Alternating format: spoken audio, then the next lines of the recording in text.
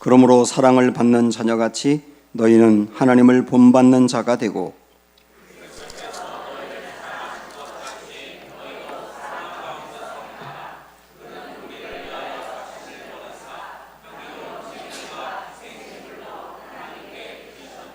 음행과 온갖 더러운 것과 탐욕은 너희 중에서 그 이름조차도 부르지 말라.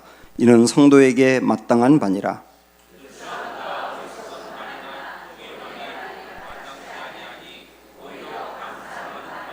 너희도 정녕 이것을 알거니와 음행하는 자나 더러운 자나 탐하는 자 곧 우상 숭배자는 다 그리스도와 하나님의 나라에서 기업을 얻지 못하리니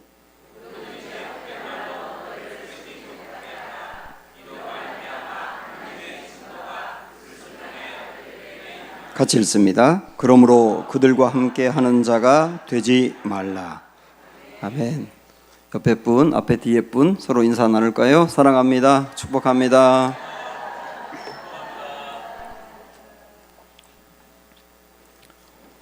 하나님의 나라는 이미 그러나 아직이라고 하는 이 구도로 볼 수가 있습니다.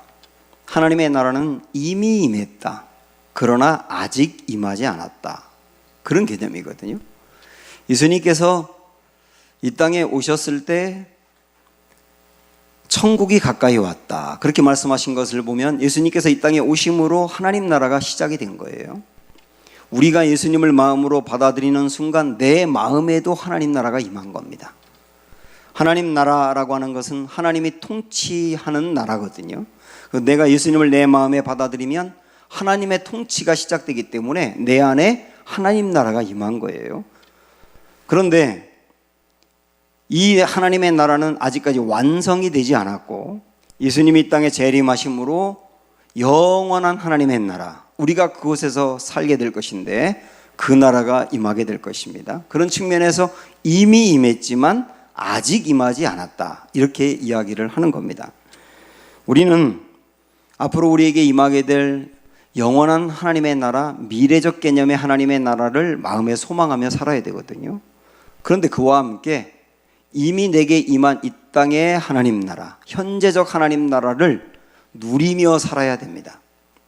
저는 이것을 오늘 말씀의 제목처럼 땅에서 하늘을 사는 사람이다. 이렇게 말씀드리고 싶습니다. 성경에서는 하나님 나라의 특징을 세 가지로 이야기했는데요. 하나는 의, 두 번째는 희락, 그리고 세 번째는 화평이라 그랬어요. 우리 삶에 의로운 일이 일어날 때, 그리고 내 마음에 한량없는 기쁨이 넘칠 때, 그리고 사랑과의 관계가 회복이 되어서 화목하며 내 안에 평강이 넘칠 때, 이때를 하나님 나라의 상태라고 이야기합니다. 우리는 그러면 이 땅을 살면서 어떻게 하늘을 살 수 있는지, 다시 말하면 어떻게 이 땅에서도 하나님 나라를 경험하며 사는지 그것을 오늘 여러분과 나누려고 합니다. 지금 우리가 보고 있는 말씀은 에베소서 5장인데 에베소서는 4장부터 예수님을 만나서 새로워진 사람들, 새 사람들이 어떻게 살아야 될지를 이야기하고 있거든요. 5장도 마찬가지입니다. 그런데 그 중에서 오늘 5절의 말씀을 보면 우리를 긴장하게 하는 말씀이 나와 있어요. 자, 5절 보십시오. 시작. 너희도 정녕 이것을 알거니와 음행하는 자나 더러운 자나 탐하는 자 곧 우상 숭배자는 다 그리스도와 하나님의 나라에서 기업을 얻지 못하리니. 여기 보면 맨 끝에 하나님의 나라에서 기업을 얻지 못한다, 이 말씀이 나와 있어요. 여기서 말하는 하나님의 나라는 예수님께서 말씀하시고 우리가 알고 있는 천국, 그것을 말합니다. 그리고 기업을 얻지 못한다라고 하는 말은 아주 쉽게 이야기하면 하나님의 나라에 들어가지 못한다예요. 그 유진 피터슨이라고 하는 분이 쓴 메시지 성경에는 이 부분을 하나님 나라 근처에도 못 간다, 이렇게 표현하고 있습니다.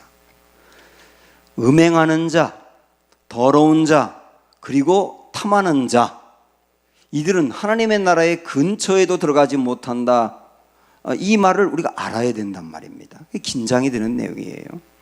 그러면 이런 질문을 하는 분이 있을 겁니다. 하나님의 나라를 들어가려면 하나님의 은혜로 우리가 예수님을 믿으면 간다고 했는데, 그런데 이 말씀을 보면 행위로 가는 건가요? 이렇게 의문을 갖는 분이 있어요.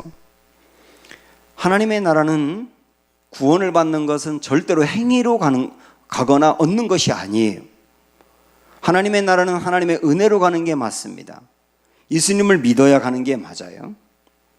아무리 우리가 선행을 많이 쌓는다거나 공로와 공적을 쌓았다고 해서 그것 때문에 하나님 나라를 들어가는 것은 아닙니다. 우리가 또한 죄를 지었다고 해서 하나님의 나라를 잃어버리는 것도 아니에요. 근데 왜 여기서는 이렇게 말씀하고 있느냐?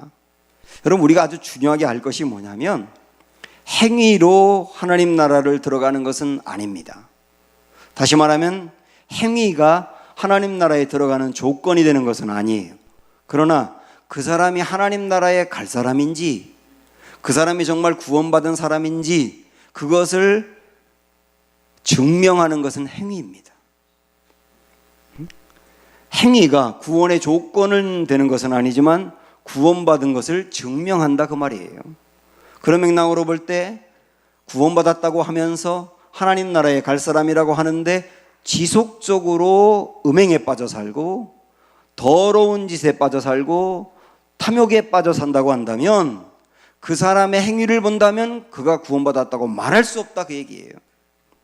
그래서 요한일서 3장에 보면 좀 긴데 이렇게 말씀합니다.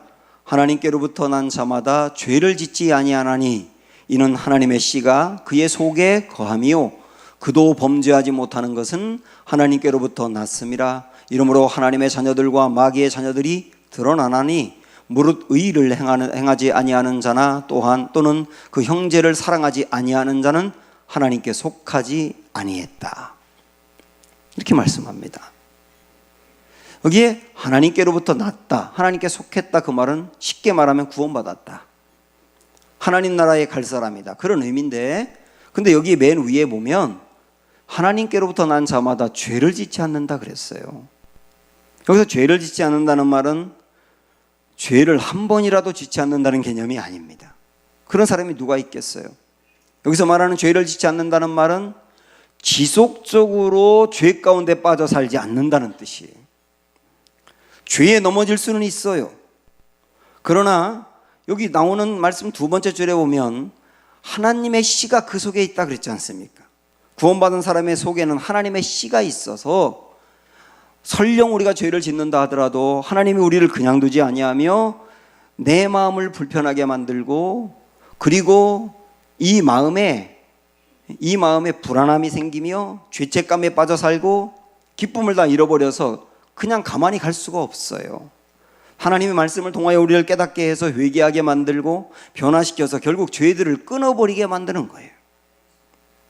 죄를 안 짓는다는 것이 아니고 죄를 짓지만 하나님의 씨가 우리를 죄 가운데서 변화시키며 회개하며 새롭게 한다. 그래서 지속적으로 죄 가운데 빠져 살게 하지는 않는다, 그 얘기 아닙니까? 오늘 말씀의 3절에서도 음행과 온갖 더러운 것과 탐욕은 너희 중에서 그 이름조차도 부르지 말라. 그러니까 성도는 음행이라든지 온갖 더러운 것이라든지 탐욕을 생각도 하지 말라는 거예요. 그러면서 뭐라고 말씀하느냐면 이는 성도에게 마땅한 바다 그랬어요. 구원받은 성도라고 한다면 그게 너무나 당연하다. 그것으로 구원받는 것은 아니지만 구원받은 것을 그것으로 알 수 있다, 그 얘기 아닙니까? 이 말씀을 보면서 이런 것에 거듭 빠져 사는 사람을 구원받았다고 할 수 없다, 이것도 우리가 깨닫게 되고, 또 하나는 구원받은 사람이 이 땅에서 하나님의 나라를 살기 위해서는 이런 것들을 극복해야 된다는 의미도 되는 거예요. 그래서 오늘 우리는 이 말씀을 가지고 어떻게 이 땅에서 하나님의 나라를 살 수 있는지, 이 땅에서 어떻게 우리는 천국을 경험하며 살 수 있는지 세 가지 각도에서 말씀을 드리겠습니다. 우선 첫 번째로 탐욕이라고 하는 것과 그 다음에 버린다라고 하는 것을 좀 비교하고 싶어요. 하나님 나라를 살 수 있는 첫 번째 길, 버리는 것으로 한번 연결해 갈 수 있습니다.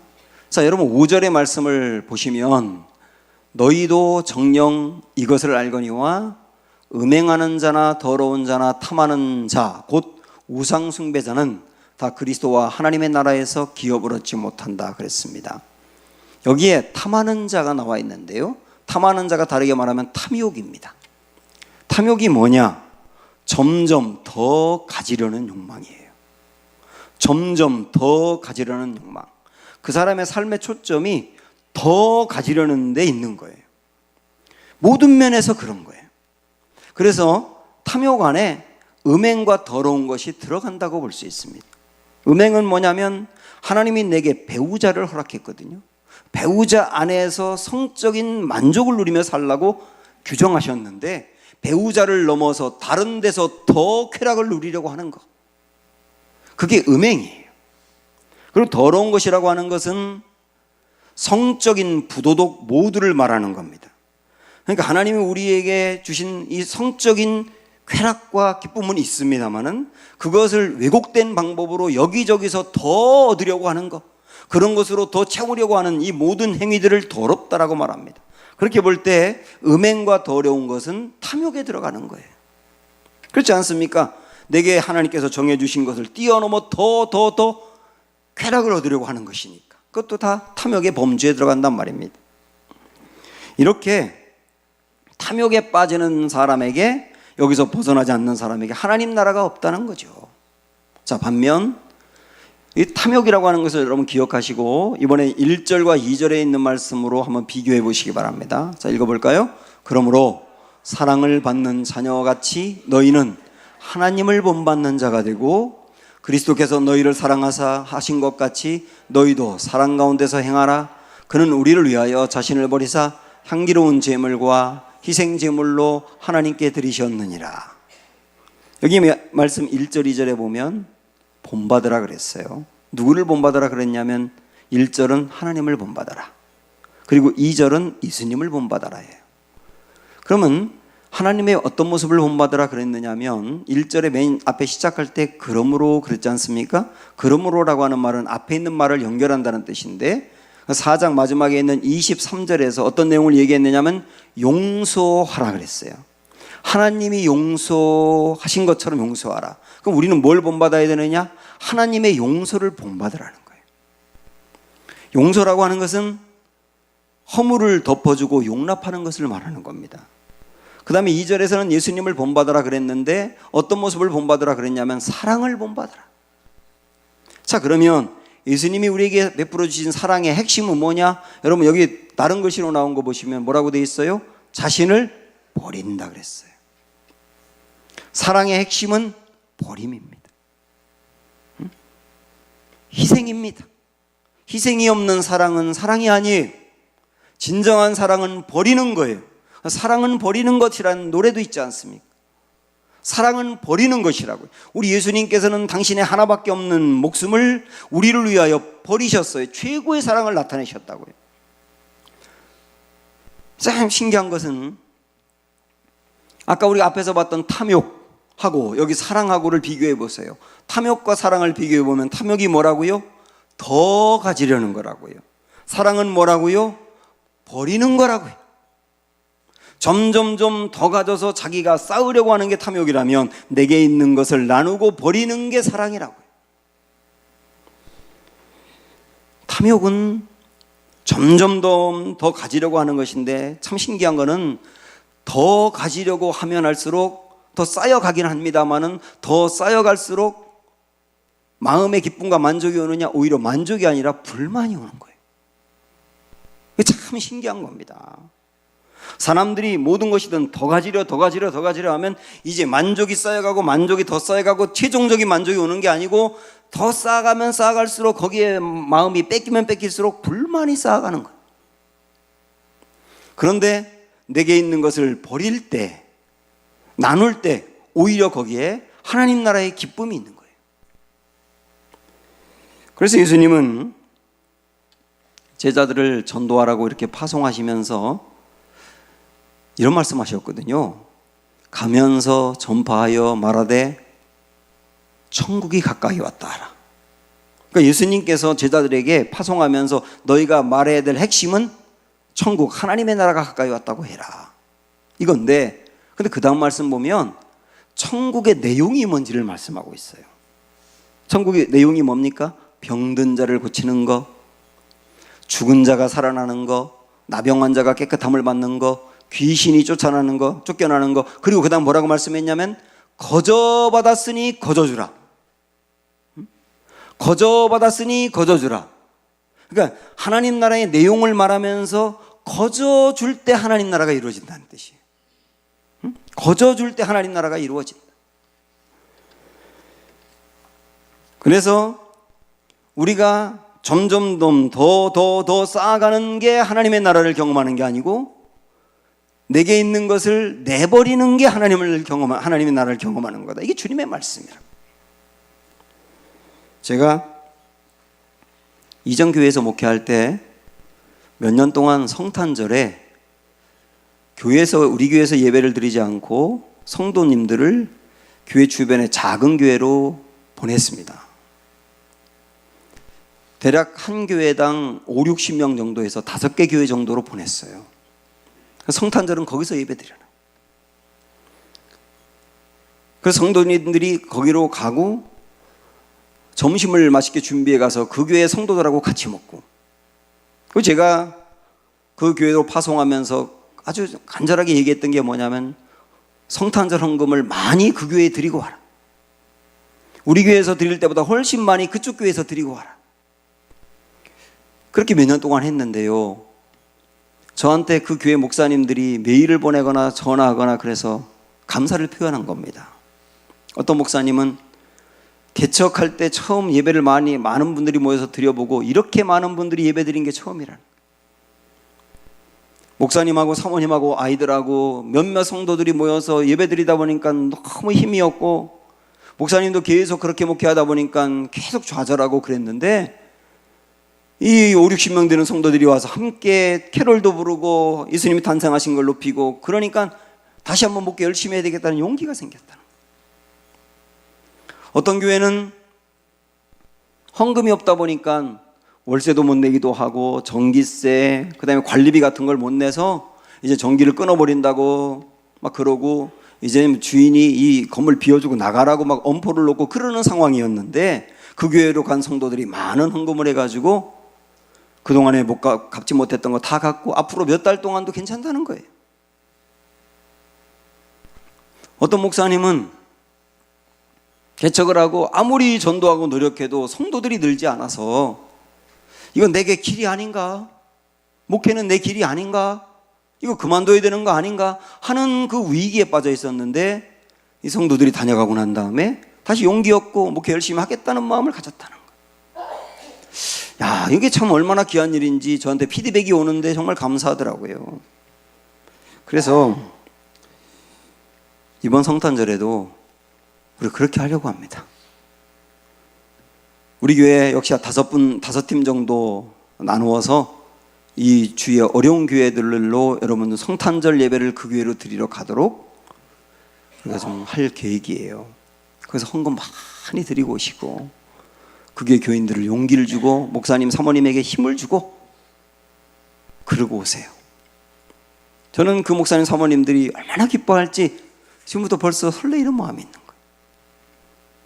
자꾸 교회도 우리 교회에 더 헌금을 쌓고 우리를 위해서만 쓰고가 아니라 탐욕이 아니고 버림으로 가라. 예수 그리스도가 나타냈던 버림, 당신의 목숨까지 버렸던 그 버림, 교회가 행해야 한다. 그럴 때 어떻게 되느냐? 우리 마음에, 우리 공동체에 하나님 나라가 임한다는 거예요. 이런 은혜가 우리에게 있기를 축복합니다. 또 하나님의 은혜가, 하나님의 나라가 이 땅에 어떻게 임하느냐? 이번에는 우상 숭배라고 하는 거하고 하나님으로 만족이라고 하는 그 두 구도로 비교해 보도록 하겠습니다. 첫 번째는 탐욕과 사랑이라는 구도로 보았고요, 두 번째는 우상 숭배와 하나님으로 만족이라는 구도로 보는 겁니다. 자, 5절의 말씀을 다시 보시면, 너희도 정녕 이것을 알거니와 음행하는 자나 더러운 자나 탐하는 자 곧 우상 숭배자는 다 그리스도와 하나님의 나라에서 기업을 얻지 못하리라 그랬어요.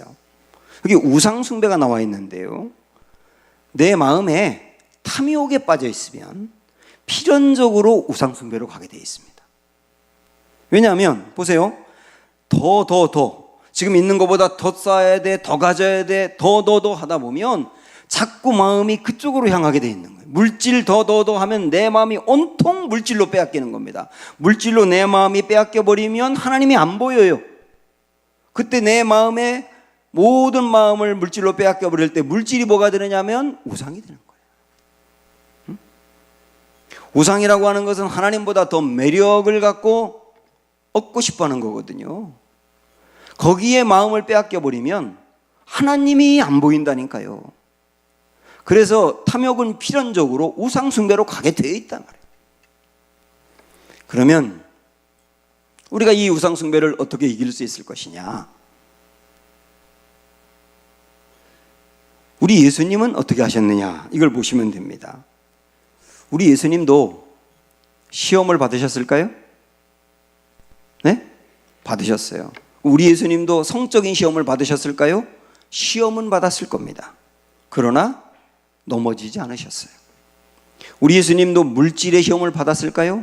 받으셨겠죠? 그런데 그 물질의 시험을 받을 때 죄에 빠지지 않았어요. 우리 예수님도 권력의 시험을 받았을까요? 그랬을 겁니다. 그런데 권력에 빠지지 않았어요. 그래서 히브리서 4장 15절에서는 예수님도 우리와 똑같이 시험을 받으신 이로되 죄는 없으시니라 이렇게 말씀하신 거거든요. 그럼 우리 예수님도 시험을 받았다고 했는데, 그러나 죄에 넘어지지 않고 모든 시험을 이겼다 그랬는데, 우리에게 다가오는 이런 시험들, 결국 이게 우상숭배로 빠지게 하는 시험인데 그 시험들을 어떻게 이길 수 있을까? 예수님이 어떻게 이기셨는지 보면 됩니다. 예수님이 3가지 시험을 받을 때, 사단을 이길 때 했던 말씀 안에 답이 있는 거예요. 마태복음 4장 10절 보시면 시작. 이에 예수께서 말씀하시되 사탄아 물러가라, 기록되었을 때 주 너의 하나님께 경배하고, 그 다음 뭐라고 말씀합니까? 다만 그를 섬기라 하였느니라. 시험을 이긴 방법이 우리 예수님에게는 다만 그를 섬겼다는 거예요. 이 다만 그를 섬겼다는 말을 정확히 번역하면 오직 그만 섬겼다예요. 또 다르게 말한다면 오직 하나님으로 만족했다예요. 오직 하나님으로 만족했다. 예수님의 마음에 하나님으로 만족하다 보니 다른 것으로 예수님을 시험해도 넘어지지 않았다는 거예요. 그러나 마음이 하나님으로 만족하지 아니하면 다른 것으로 만족하기 위해서 찾아다니는 게 우상숭배가 되는 거예요.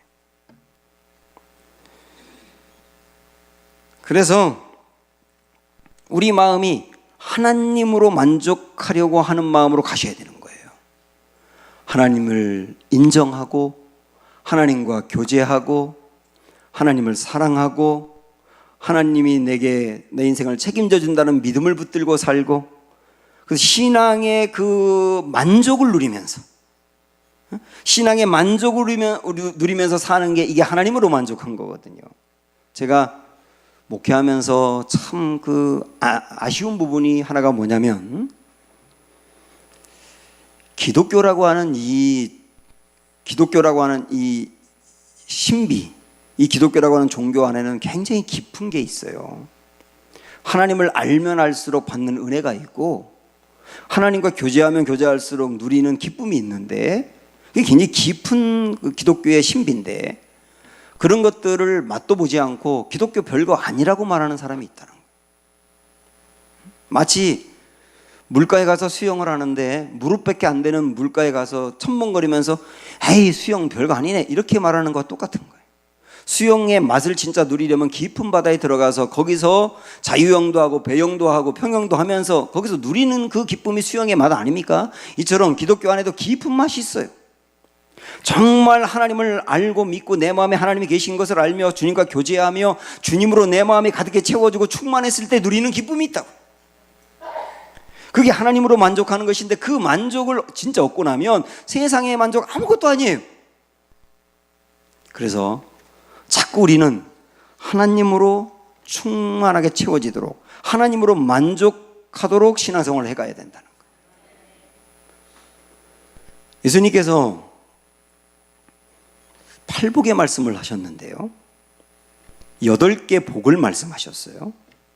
근데 이 8개 복은 시제로 보면 현재 누리는 복이 있고 미래에 누릴 복이 있어요. 근데 그 8개 중에 2개는 현재 누리는 복이고 6개는 미래에 누릴 복입니다. 그럼 이 2개가 뭐냐? 현재 누리는 복, 다시 말하면 현재 하나님 나라를 경험하는 복이 뭐냐? 첫 번째 복과 8번째 복입니다. 그리고 가운데 있는 6개 복은 미래에 누릴 복이라고 말씀하셨어요. 마지막 8번째 복은 의를 위하여 박해를 받는 자는 복이 있나니 하나님의 나라가 그의 것이라 그랬어요. 이 말은 뭐냐면 의롭게 살려 하다가 불이익을 당하기도 하고 어려움을 당하지만 그러나 계속 이렇게 살아야 돼, 그러는 사람에게 복이 있고 하나님 나라를 경험한다는 뜻이에요. 그리고 제1복, 제일 앞에 있는 복은 무엇인가? 우리 뭐 알지만 한번 보시겠어요? 제1복은 심령이 가난한 자는 복이 있나니 천국이 그들의 것입니다. 이 심령이 가난하다 그 말은 마음이 가난하다 그 말인데, 이 여러분 무슨 뜻이겠습니까? 심령이 가난하다, 마음이 가난하다 그 말은 뭐냐면 다른 세상의 어떤 것으로도 내 마음의 만족을 채울 수가 없어요. 내 마음은 오직 하나님으로만 만족할 수 있어요. 그래서 하나님으로만 만족하기 위한 목마름이 있는 자, 그 사람이 마음이 가난한 자예요. 하나님으로만 내 마음이 만족하기를 원하는 그런 목마름이 있는 사람은 어떻게 된다고요? 천국이 그의 것이라고. 이 땅에서 하나님의 나라를 경험한다고요. 그래서 진짜 하나님의 나라를 경험하는 것은 하나님으로 만족하는 것이다. 하나님으로 만족하는 것으로 우상숭배의 시험을 이겨야 한다 그랬죠. 세 번째는, 자, 우리 첫 번째 봤던 것은 탐욕, 더 가지려고 하는 거와 버리는 거, 사랑, 이 구도로 보았고, 그 두 번째는 우상숭배와 뭐로 봤어요? 하나님으로 만족하는 것. 하나님을 만족하는 것으로 우상숭배를 이겨야 한다. 또 이 땅에서 하나님을 경험하는 세 번째는 뭐냐면 더 어리석은 말, 희롱하는 말. 그 말이 나와 있는데 어리석은 말, 희롱하는 말과 감사하는 말의 구도로 비교해 볼 수 있습니다. 4절 보시면 누추함과 어리석은 말이나 희롱의 말이 마땅치 아니하니 오히려 어떻게 하라고요? 감사하는 말을 하라고요. 여기에 어리석은 말이라고 하는 것은 내 입술로 짓는 모든 죄를 말하는 거예요. 그리고 희롱하는 말이라고 하는 것은 품격을 잃어버리고 저속하게 하는 농담이나 독설을 말하는 겁니다. 그렇게 말이 자꾸 죄를 짓는 말을 하고 희롱하는 말로 갈 때 어떻게 그곳에 하나님 나라가 있다고 할 수 있겠어요? 그런 말들은 이 말씀에 봐도 마땅치 아니하니, 누구에게? 성도에게 마땅치 아니하니. 이 말들을 버리기 위해서 어떤 말을 취하라고요? 감사하는 말을 하라고요. 그래서 이 말씀 묵상하면서 마음으로 감사하라 그렇게 말한 게 아니라 감사를 말로 하라 그랬어요. 감사를 말로 해. 마음으로만 감사하는 게 아니고 말로 감사를 해라. 그럴 때 거기에 하나님 나라가 있다는 뜻입니다. 삶이 언어를 만드는 게 아니고 언어가 삶을 만듭니다. 그 사람이 어떻게 사느냐에 따라서 언어가 바뀌는 게 아니라, 뭐 그렇게 될 수도 있겠습니다만은 그 사람이 어떤 언어를 쓰느냐로 삶이 바뀐다니까요. 이것을 철학자 하이데거라는 사람은 언어는 존재의 집이다 이렇게 말을 했어요. 무척 어려운 말인데 지혜로운 우리 조상들은 이 말을 어렵게 표현하지 않고 맛깔스럽게 이렇게 표현했습니다. 말이 씨가 된다. 그 사람의 말이 그 사람의 삶을 만들어간다는 뜻이에요. 그럼 우리 예수님도 감사가 넘치는 분이었어요. 우리 예수님이 나사로가 죽은 것을 알고 그 무덤 앞에서 나사로를 살려달라고 기도하기 전에 먼저 하신 말씀이 뭐냐면 하나님이 항상 내 말 들으시는 것을 감사합니다 하고 감사를 먼저 하고 간구의 기도로 들어가는 거예요. 오병이어의 기적을 일으킬 때도 물고기하고 보리떡을 드신 다음에 제일 먼저 하신 게 뭐냐면 감사기도를 하셨어요. 예수님이 돌아가시기 전날 목요일 날 최후의 만찬을 하실 때 그 다음날 돌아가실 것을 알면서도 가장 먼저 한 기도가 뭔지 아세요? 감사의 기도였어요. 우리 예수님의 입술에는 감사가 붙어있는 분이었어요. 신자와 비신자를 구분하는 중요한 기준과 차이가 뭘까요? 여러 가지가 있을 수 있지만 분명한 차이 하나는 감사라고 봅니다. 솔제니친이라고 하는 분은 옛날 소련의 공산주의를 경험한 분이에요. 그러다가 유럽의 민주주의도 경험한 분입니다. 공산주의와 민주주의 둘 다 경험하고, 공산주의는 하나님이 없는 곳이고 유럽에 있는 민주주의 국가들은 거의 대부분 하나님이 있는 사람들이에요. 그러니까 하나님이 없는 사람과 하나님이 있는 사람도 구분을 한 겁니다.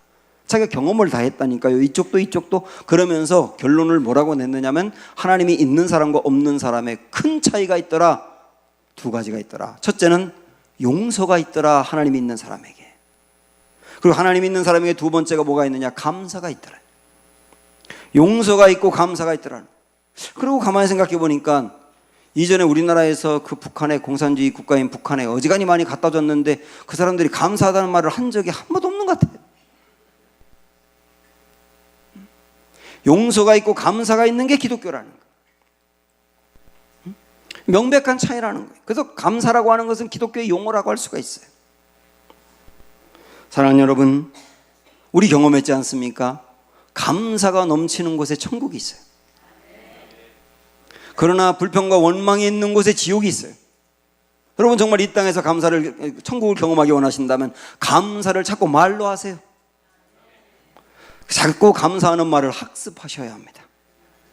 그 감사하는 말을 하기 위해서 감사를 마음으로 생각하셔야 되는 거예요. 오늘 우리는 어떻게 이 땅에서 하나님 나라를 살 수 있는가? 먼저 예수님이 베풀어 주신 버림의 사랑으로 더 가지려고 하는 탐욕을 이기자. 하나님으로 우리 마음에 만족해서 우상 숭배의 시험을 이기자. 우리 마음에 감사하는 말을 함으로 말미암아 어리석은 말과 희롱하는 말을 이기자. 그렇게 함으로 우리 삶에 이 땅에서 하나님 나라를 사는 은혜가 있기를 주님의 이름으로 축원합니다. 이렇게 찬양합니다. 내는 주의 영광을 보내